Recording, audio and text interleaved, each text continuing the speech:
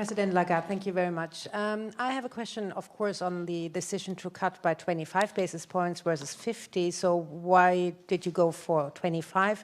And my second question is looking into the future, given that the Fed also is going to start to cut. The macroeconomic picture is gloomier than before. Inflation is coming back. So what is the market right to anticipate that you cut another 50 by the end of the year? Thank you. Thank you so much, and good afternoon, and it's nice to see you all after the break, first of all. So on your question about our decision, we decided to cut the deposit facility rate by 25 basis points, and that was a unanimous decision.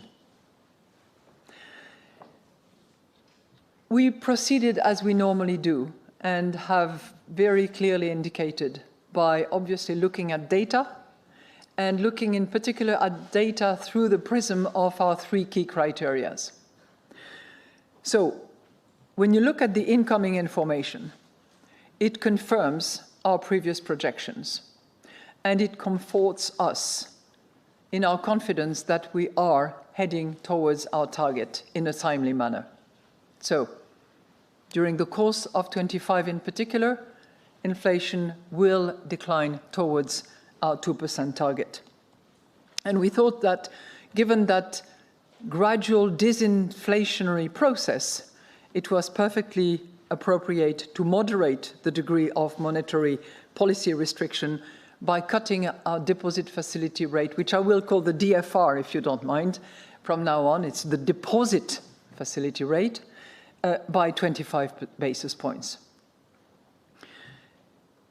When I said that we looked at all the information that we get on the occasion of a projection exercise through our three prisms, I'm referring obviously to the inflation outlook, I'm referring to the underlying inflation, and I'm referring to the transmission of monetary policy.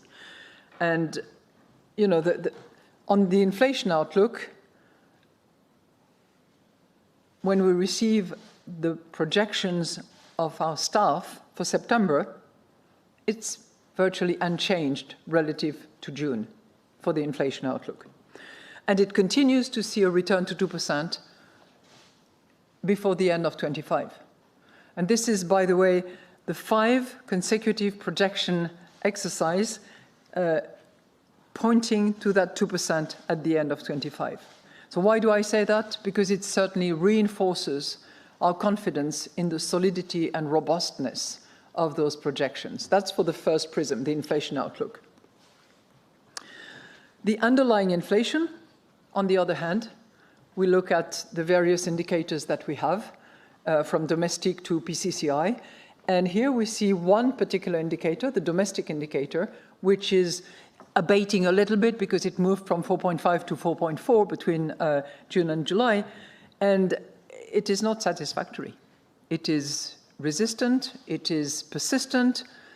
This is the reason why we have to be resilient in our approach and very attentive to the various components of core inflation as measured by those various indicators. The third prism is the policy transmission. And on that front, we all observe that the financing conditions continue to be restrictive, and the footprint of our monetary policy in the real economy has been visible.